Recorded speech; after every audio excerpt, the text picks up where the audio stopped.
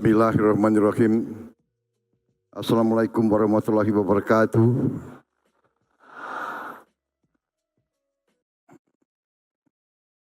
Selamat malam, salam sejahtera bagi kita sekalian.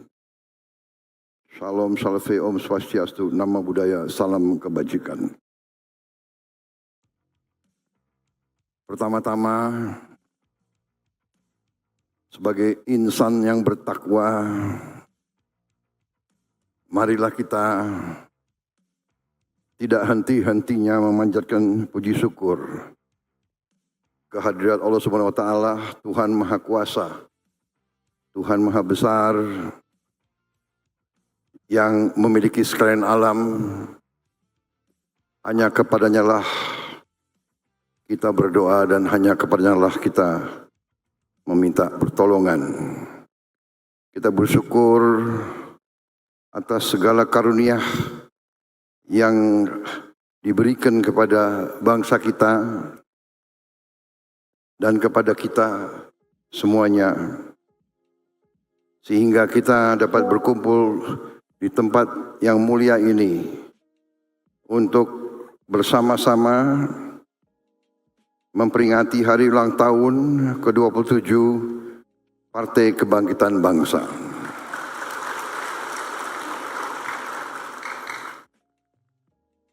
Yang saya hormati Wakil Presiden Republik Indonesia Saudara Gibran Rakabuming Raka, yang saya hormati dan saya muliakan Wakil Presiden ke-13 Republik Indonesia sekaligus Ketua Dewan Syuro Partai Kebangkitan Bangsa Bapak Kiai Haji Profesor Dr. Ma'ruf Amin.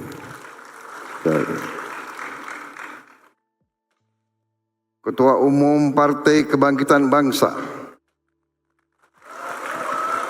sekaligus Menteri Koordinator Pemberdayaan Masyarakat Kabinet Merah Putih Saudara Dr. Abdul Muhaimin Iskandar.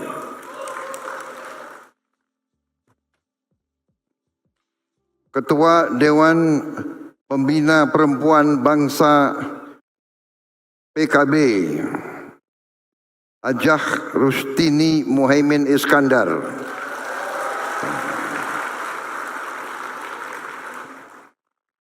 Para pimpinan lembaga negara yang hadir, Ketua Majelis Permusyawaratan Rakyat Republik Indonesia Saudara Ahmad Muzani beserta para wakil ketua MPR RI yang hadir. Ketua Dewan Perwakilan Rakyat Republik Indonesia Saudari Puan Maharani beserta para wakil ketua DPR RI. Ketua Dewan Perwakilan Daerah Republik Indonesia Saudara Sultan Najamuddin beserta para wakil ketua DPD RI. Para pimpinan partai politik yang hadir, Ketua Umum Partai Golongan Karya Saudara Bahlil Lahadalia,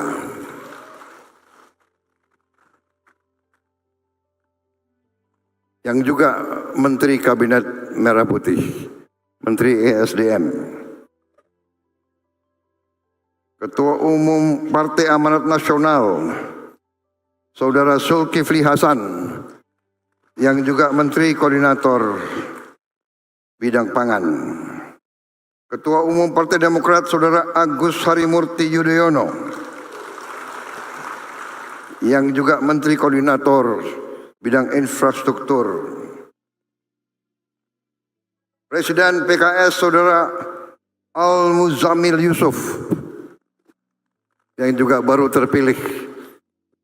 Saya belum sempat terima pengurus baru.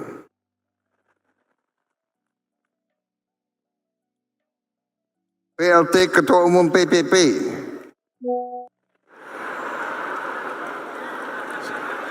Saudara M. Mardiono.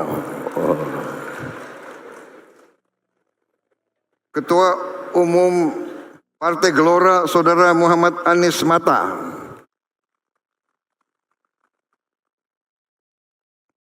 Yang juga Wakil Menteri Luar Negeri Ketua Umum Partai Solidaritas Indonesia, Saudara Kaisang Pangarep.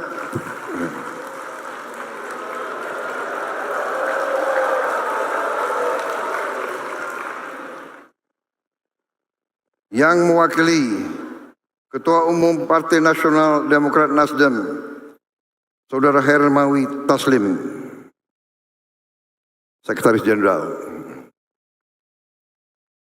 Perwakilan Partai Garuda, Partai Bulan Bintang, Partai Rakyat Adil Makmur, Partai Buruh, Partai Hanura, Partai Umat, Partai Kebangkitan Nusantara yang saya hormati. Para Menko, para Wakil Menko, para Menteri dan seluruh anggota Kabinet Merah Putih yang hadir. Sekali lagi yang saya muliakan seluruh Dewan Suro, DPP PKB, serta para kiai sepuh, para ulama,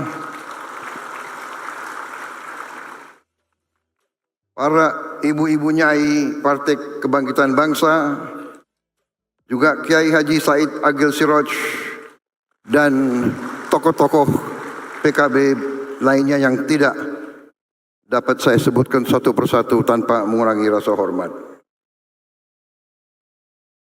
Yang saya banggakan seluruh pengurus DPW, pengurus DPC, seluruh kader Partai Kebangkitan Bangsa dimanapun saudara berada.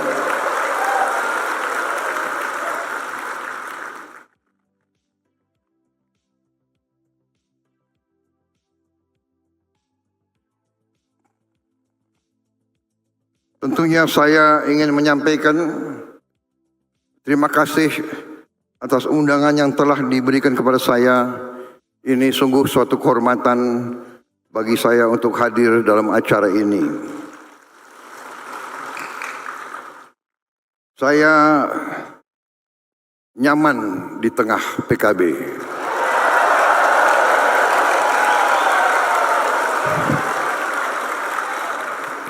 Saya nyaman di tengah Nahdlatul Ulama.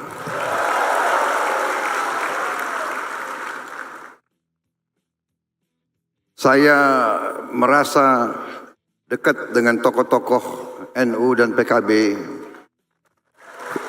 Saya dulu merasa sangat dekat dengan Gus Dur.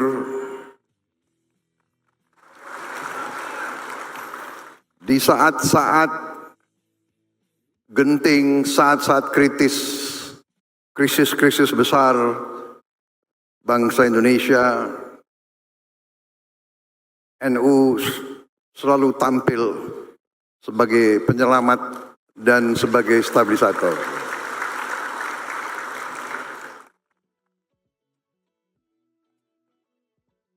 Karena itu juga dengan sikap Nahdlatul Ulama, PKB, yaitu yang dikumandangkan adalah Islam sebagai rahmatan lil alamin.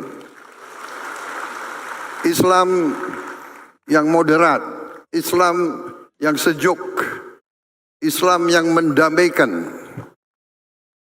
Islam yang bisa diterima di mana-mana. Karena itu memang NU dan PKB selalu berada di mana-mana.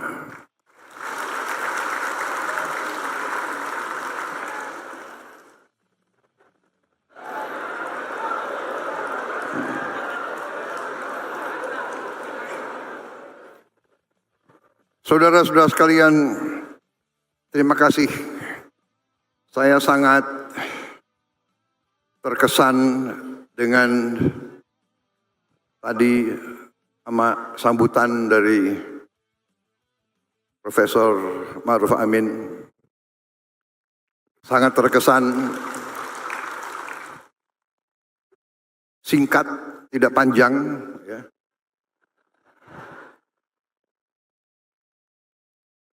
Tapi sangat esensial, sangat substansial, sangat kena kepada inti masalah.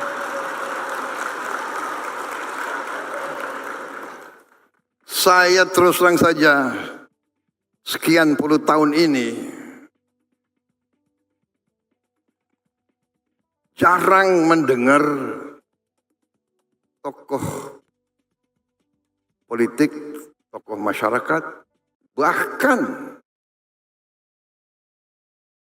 pakar ekonomi sekalipun, jarang saya dengar pasal 33 Undang-Undang Dasar 45. Seolah-olah pasal 33 itu tidak pernah ada dalam Undang-Undang Dasar 45. Dan kalau kita dengar proses amandemen terhadap naskah Undang-Undang Dasar 1945 yang asli, proses amandemen itu yang ingin dirubah antara lain, ingin dihilangkan antara lain adalah pasal 3. Pasal 33 itu yang ingin dihilangkan. Kita bersyukur tidak dihilangkan dan terima kasih PKB.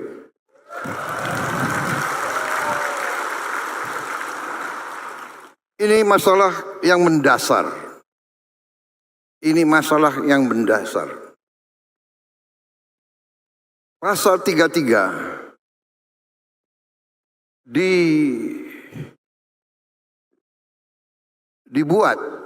dimasukkan ke dalam Undang-Undang Dasar 45 itu oleh pendiri-pendiri bangsa kita. Waktu menyusun Undang-Undang Dasar, para pendiri-pendiri di mana di situ hadir tokoh-tokoh dari semua golongan. Golongan nasionalis, golongan agama, semua. Mereka angkatan, mereka generasi yang pernah mengalami penjajahan. Mereka mengalami hidup di bawah kolonialisme, di bawah imperialisme.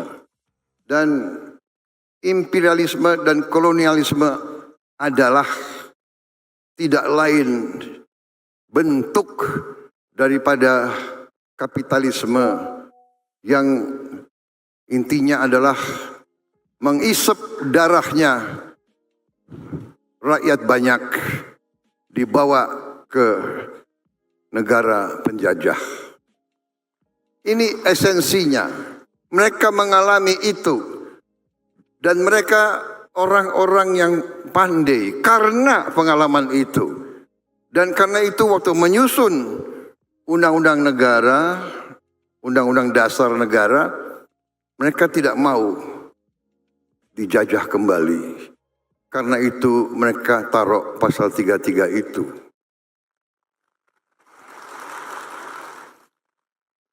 Pasal 33 kalau kita simak, ya, sebetulnya sederhana, tapi menggariskan apa yang akan mengamankan dan menyelamatkan negara. Pertama, karena begini, saudara-saudara, kalau kita bicara negara, kalau kita bicara tujuan negara, ya tujuan negara adalah rakyat yang merasa aman, rakyat yang sejahtera, rakyat yang tidak ada kemiskinan, rakyat yang tidak lapar. Itu tujuan negara.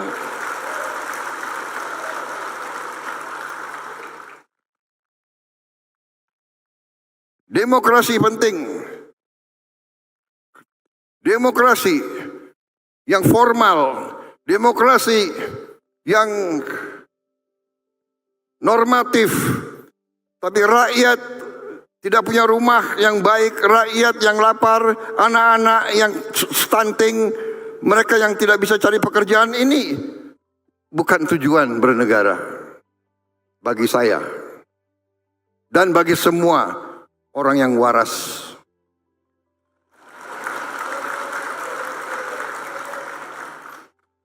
Di pembukaan Undang-Undang Dasar 45 jelas tujuan bernegara melindungi segenap bangsa Indonesia dan seluruh tumpah darah Indonesia. Melindungi dari kemiskinan, melindungi dari kelaparan, melindungi dari ketidakadilan. Tujuan bernegara memajukan kesejahteraan umum, mencerdaskan kehidupan bangsa, dan melaksanakan ketertiban dunia yang berdasarkan kemerdekaan, perdamaian abadi, dan keadilan sosial. Pelaksananya di pasal 33. Ini tujuan nasional, ini pasal 33. 1. Ayat 1. Perekonomian disusun sebagai usaha bersama berdasar atas asas kekeluargaan.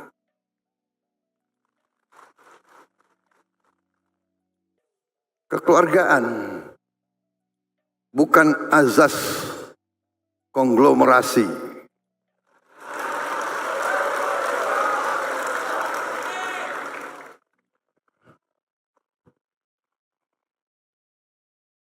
Asas keluarga, asas kekeluargaan. Ya, seluruh bangsa Indonesia kita harus diperlakukan sebagai keluarga.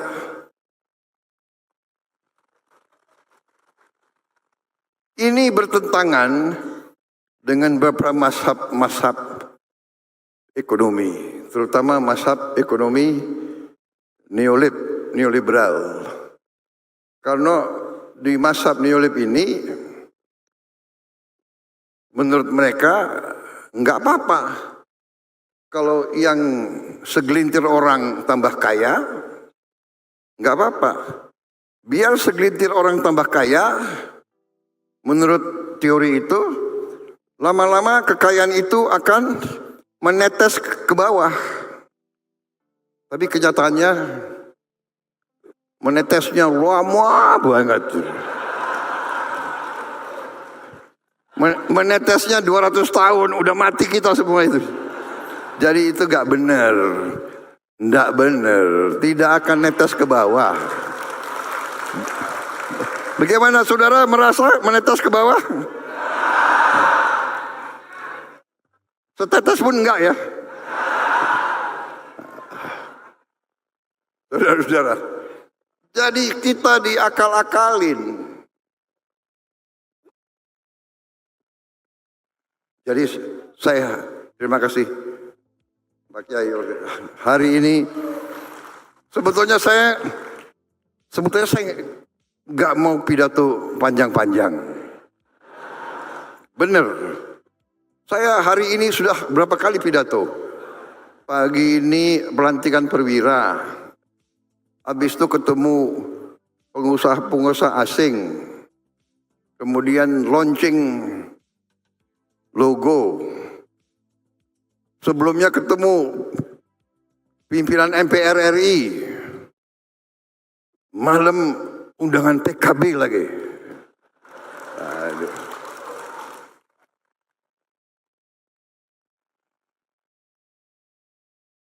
Sebelum kesini saya minum kopi dulu biar semangat.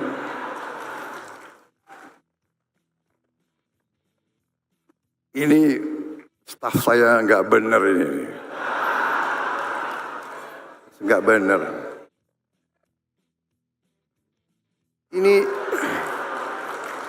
Ini cangkir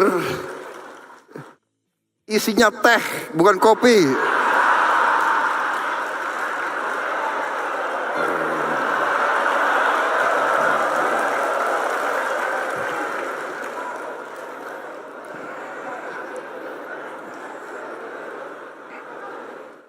Kopi itu senjata rahasia saya. Kalau saya minum kopi, saya jadi pinter. Brengsek.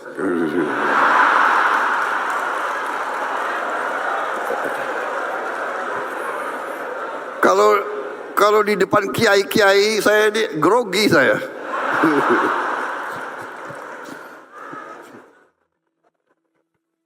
Saudara-saudara,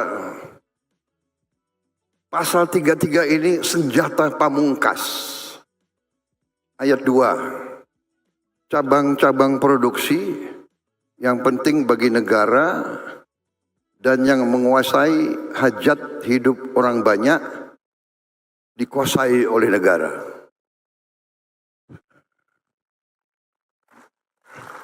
Cabang-cabang produksi yang penting bagi negara dan yang menguasai hajat hidup orang banyak dikuasai oleh negara. Sekarang saya tanya, kalau produksi beras ini hajat hidup orang banyak atau tidak? Kalau produksi jagung hajat hidup orang banyak atau tidak? Kalau produksi minyak goreng, hajat hidup orang banyak enggak? Bagaimana Indonesia produsen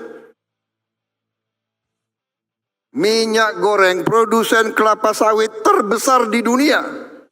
Terbesar di dunia, kok bisa minyak goreng hilang, langka?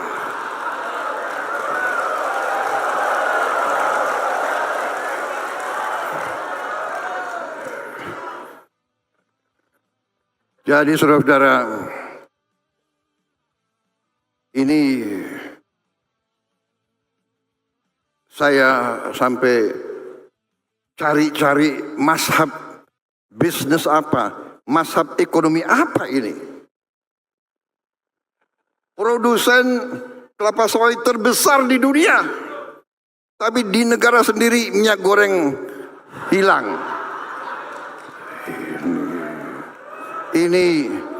Ini adalah menurut saya kurang ajar.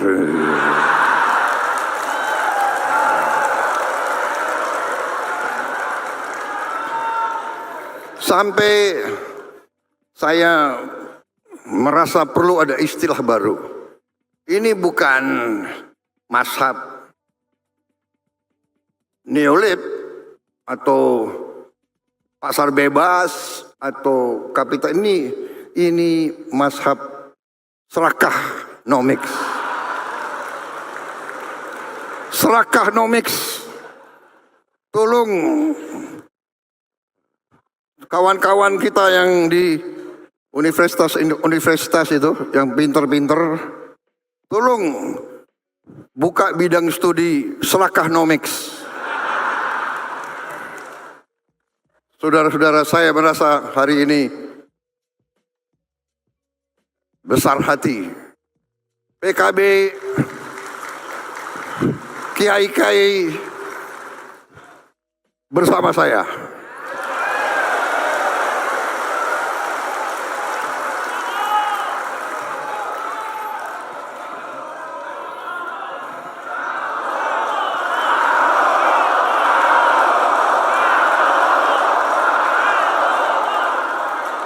Karena mereka penghanut mazhab serakanomics, ini bandel-bandel. Ada wartawan nggak boleh ngomong.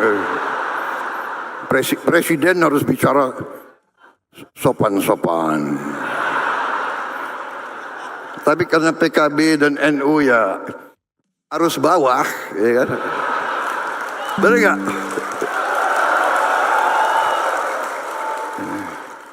Kalian ngerti bahasa rakyat, bahasa jalan kalian ngerti, ya kan? Kalau saya bicara bahasa akademis, ya,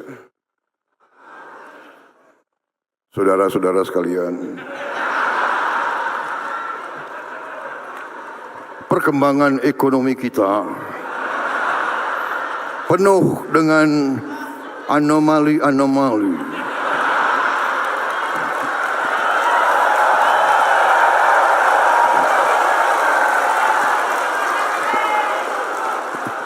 Kalian ngerti nggak?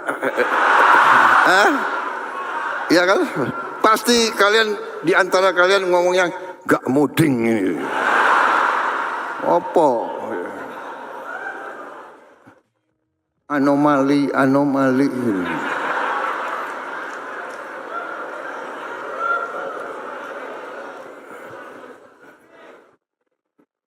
Nyuri, gitu loh. Nggarong, kalian ngerti kan? Ngerampok.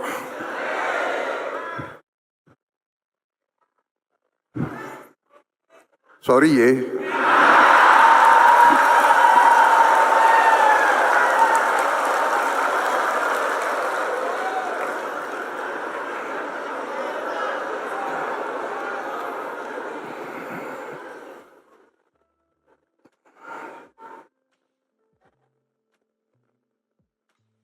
Saya suka dengan filosofi NU. NU tidak kemana-mana. Tapi NU ada di mana-mana.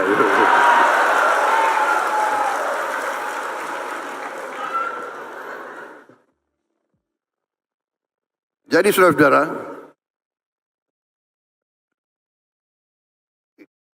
sama dengan beras. Bayangkan ya, beras kita subsidi benih, kita subsidi pupuk. Pabrik pupuk milik rakyat, milik negara. Pestisida disubsidi. Waduk-waduk dibangun oleh uang rakyat. Ya, irigasi dibangun oleh uang rakyat. Beras, alat-alatnya pakai bahan bakar disubsidi oleh rakyat. Begitu sudah digiling jadi beras,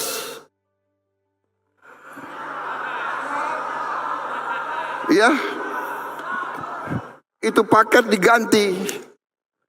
Beras yang disubsidi ini yang ditempel katanya beras premium, harganya tambah 5.000, 6.000. Ini menurut saudara benar atau tidak?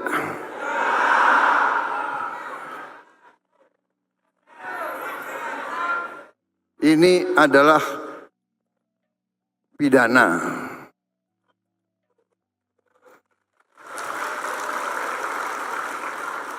Ini gak benar, ini pidana. Yang saya katakan kurang ajar. Serakah. Gak ada. Dorongannya adalah saya dapat laporan 1 tahun dengan permainan ini, ya. Beras biasa diganti bungkusnya, dibilang beras premium, dijual. Ini hilang kekayaan kita, hilang 100 triliun tiap tahun. 100 triliun. Gimana enggak mendidih kita dengar itu. Saudara-saudara, 100 triliun. Berarti kalau saya biarkan ini terus, dalam 5 tahun kita akan hilang 1.000 triliun. Dengan 1.000 triliun kita bisa perbaiki semua sekolah di seluruh Indonesia. Kita bisa bantu semua rumah sakit, semua pesantren di seluruh Indonesia. 1.000 triliun. Jadi saya tidak bisa membiarkan hal ini.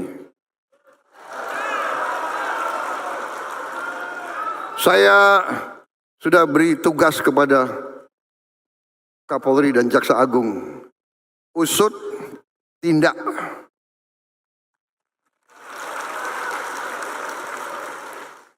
Usut, tindak, sita. Karena Undang-Undang Dasar 45 pasal 33.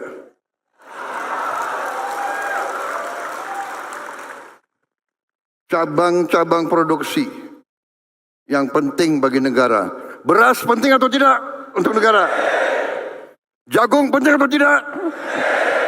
Minyak goreng penting atau tidak? Dan ya,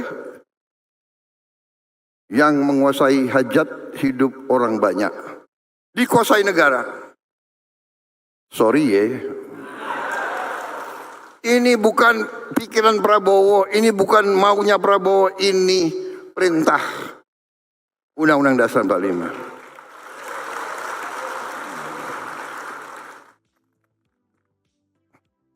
Ayat 3. Bumi, tadi PKB lambang bumi.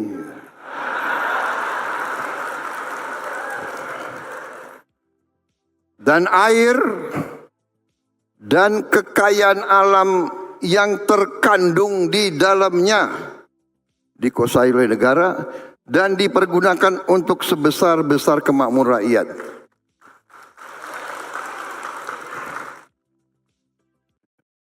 Ini tidak perlu ditafsir lagi ya, ini jelas. Jelas.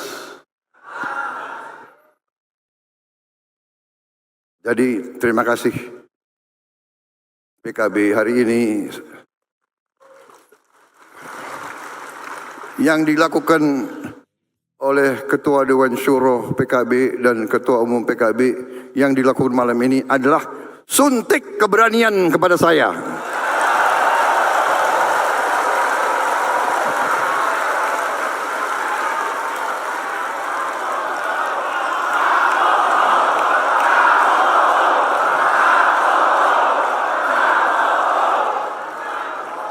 Yang tadinya saya sebetulnya udah capek, Gus. PKB ya, malam ini PKB. Yang benar, iya, aku harus kasih pidato. Aku mau pidato sebentar aja deh, singkat-singkat aja deh. Dibuatlah pidato bagus ini. 2 halaman, udah selesai dari tadi kalau saya baca ini.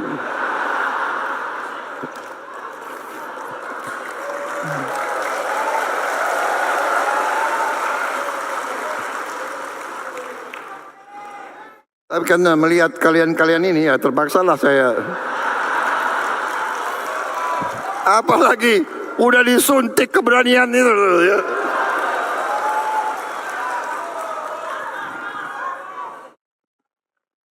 PKB, Nahdlatul Ulama di belakang saya, petani di sebelah sini, buruh di situ. Kok gentar kita? Kok gentar gitu? Saya sebetulnya mau baik-baik aja. Udahlah. Saya sudah kasih warning berkali-kali saudara-saudara, bersihkan diri, atur yang baik, ya kan? Kalau mau bisnis yang bener aja lah. Bayar pajak, ya kan? Bayar pajak. Cari untung yang benar. Jangan palsu-palsu.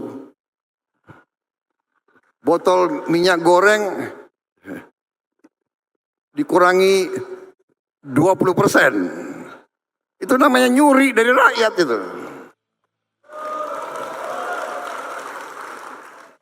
Yang tadi itu 100 triliun tiap tahun. Jadi ya mereka paksakan kita. Sudah 212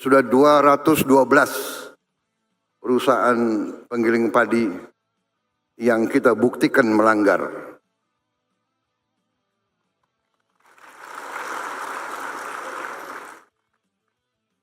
Ini mereka sendiri sudah mengakui.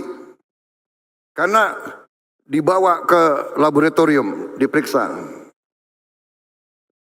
Ya ini mereka harus kembalikan uang yang mereka nikmati dengan tidak benar. Kalau bisa kembalikan 100 triliun ya kita mungkin bisa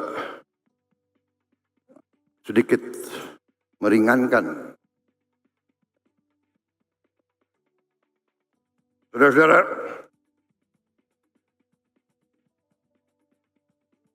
jadi saudara-saudara, ini hanya 2-3 contoh saya berikan, tapi nafasnya adalah bahwa semua kekayaan bangsa ini sangat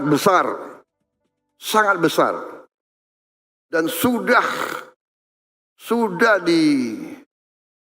dicuri lama. Masih kita berdiri sebagai bangsa. Bayangkan betapa kayanya kita. Dan sekarang tugas kita bersama adalah mengamankan, mengembalikan, mengelola kekayaan alam itu, kekayaan nasional itu untuk sebesar-besarnya kemakmuran rakyat. Supaya tidak tunggu 200 tahun menetes ke bawah.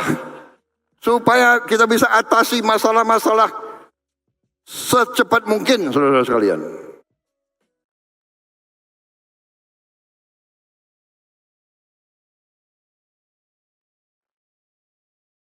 Saudara-saudara, saya kemarin dari Solo ke Klaten. Dari Solo ke Klaten,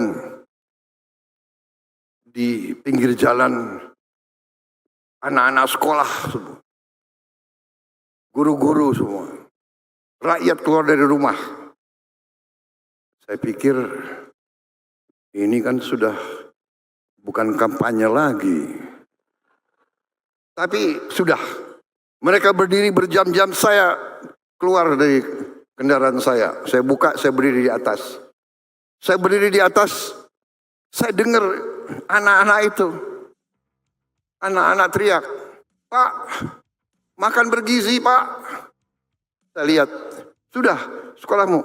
"Belum, Pak."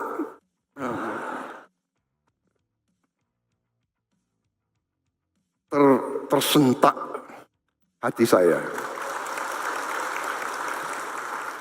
Tersentak hati saya. Kemarin saya dapat laporan baru, 6,7 juta penerima manfaat. 6,7. Makan bergizi. Saya bilang, "Sabar." Saya teriak kembali, "Sabar, sabar." Saya telepon staf saya, bagaimana bisa dipercepat? Rencananya akhir Agustus baru kita akan mencapai 20 juta penerima manfaat. Akhir Agustus rencananya. Tapi saya minta, bagaimana caranya, pikirkan bagaimana kita bisa mempercepat. Mereka laporkan, "Pak, ternyata kita mungkin bisa mempercepat." Dan inilah yang saya titip sama staf-staf saya, kepala badan dan semuanya.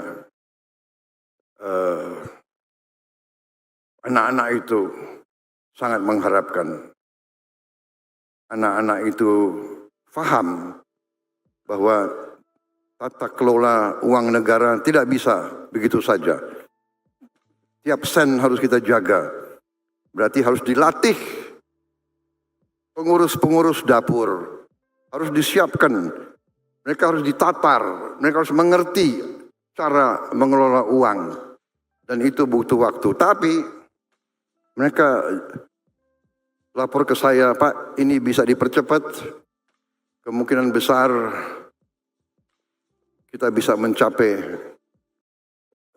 angka 20 juta itu, insya Allah sebelum 17 Agustus.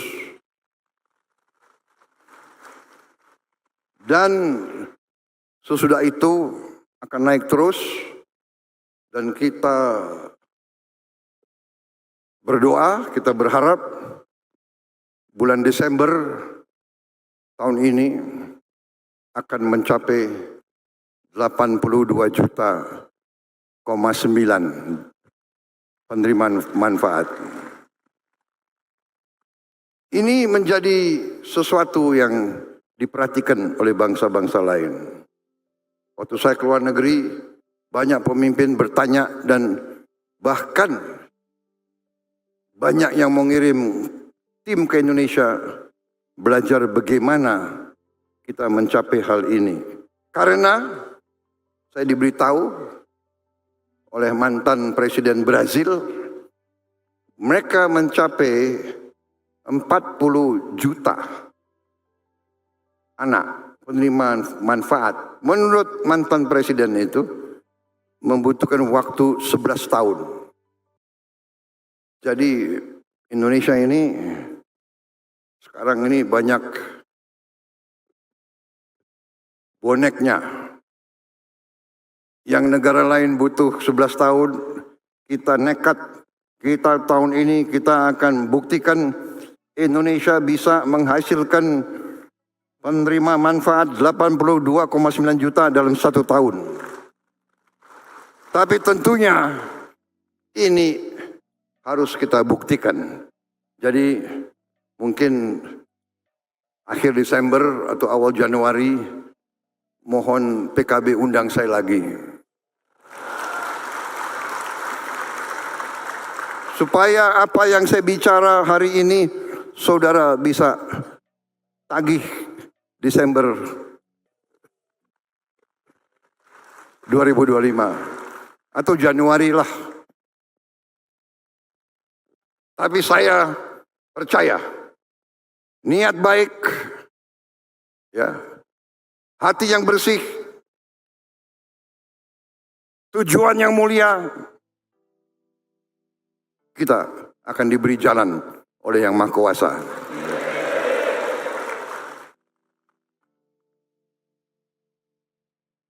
Dan upaya-upaya lain. Intinya saudara-saudara,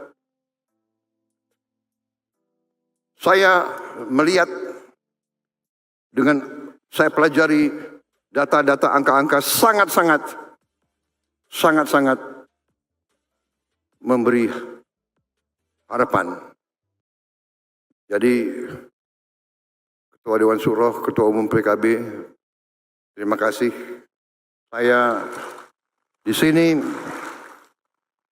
benar-benar yakin bahwa masa depan Indonesia cerah, baik.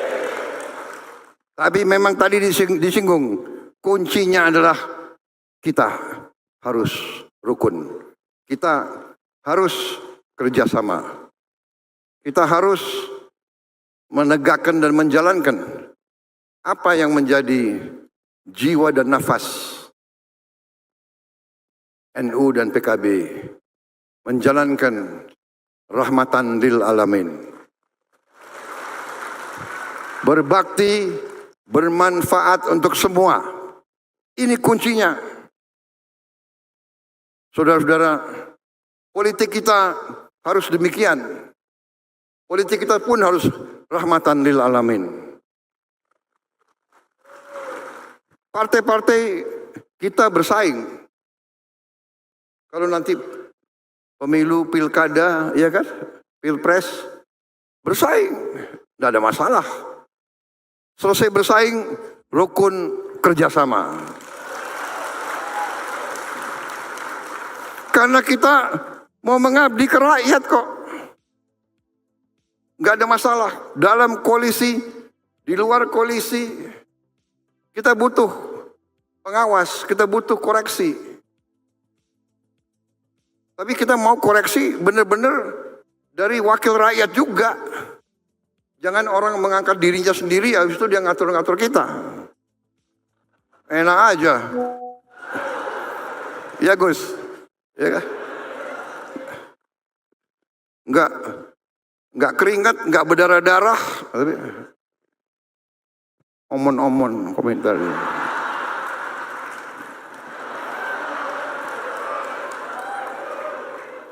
Tapi sudah jangan banyak wartawan. Cukup ya? Hah? Cukup.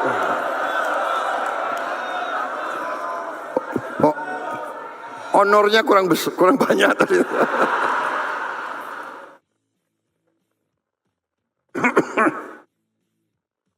Memang situasi dunia sedang tidak baik-baik saja. Kita tahu itu. perang di sini, wah. Tapi Indonesia memang berusaha menjaga kita non-blok, kita hormati semua, ya. Kita baik. Di bidang ekonomi tidak hanya kita, semua negara sedang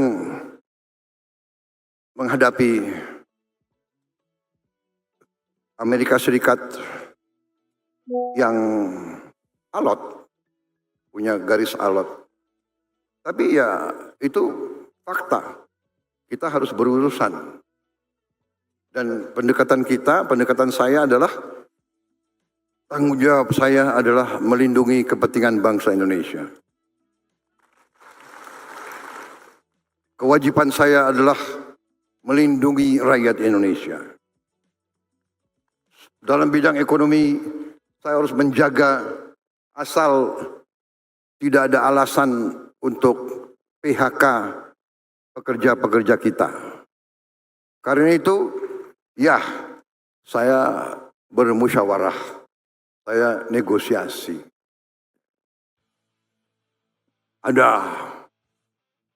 Selalu ada yang nyinyir, jadi ini gimana ya?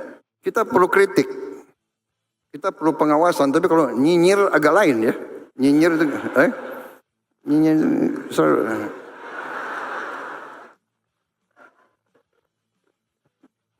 Kita nggak ada yang benar gitu, ya kan? Kita mau kerja baik, itu nggak ada yang benar. Makan bergizi gratis, di awal-awal bilangnya nggak ada gunanya makan bergizi gratis, ya kan? Malah ada yang dipertanyakan, mau makan bergizi gratis atau pendidikan gratis? Saudara-saudara, Undang-Undang Dasar 45 itu mewajibkan kita untuk pendidikan gratis. Kita harus mencari jalan untuk memberi pendidikan gratis untuk rakyat kita. Jangan dipertentangkan. Tapi anak-anak yang lapar tidak boleh dibiarkan lapar. Dia masa depan kita. Jadi saudara, percayalah, Indonesia akan bangkit. Indonesia akan berhasil. Percayalah, presidenmu yang telah kau pilih akan bekerja sekeras-kerasnya untuk kepentingan seluruh rakyat Indonesia, bukan kepentingan segelintir orang, untuk kepentingan seluruh rakyat Indonesia. Dan benar, saya telah bersumpah kepada diri saya rela jiwa raga saya berikan untuk rakyat Indonesia.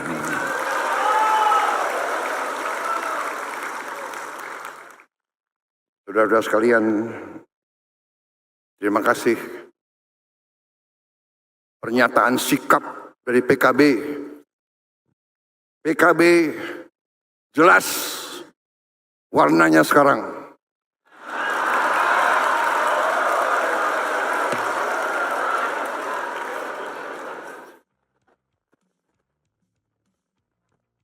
PKB berada di pihak Undang-Undang Dasar 1945.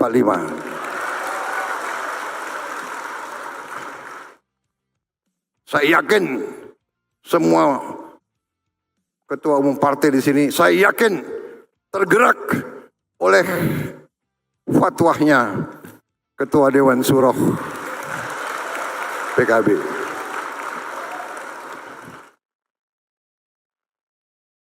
Dan saya percaya rakyat Indonesia tidak bisa dibohongi lagi. Rakyat Indonesia tidak boleh dianggap bodoh. Rakyat Indonesia merasakan yang benar itu benar dan yang salah itu salah. Rakyat Indonesia tahu. Rakyat Indonesia tahu siapa yang berada di jalan yang benar, siapa yang berada di jalan keadilan, kebenaran, kejujuran. Wassalamualaikum warahmatullahi wabarakatuh.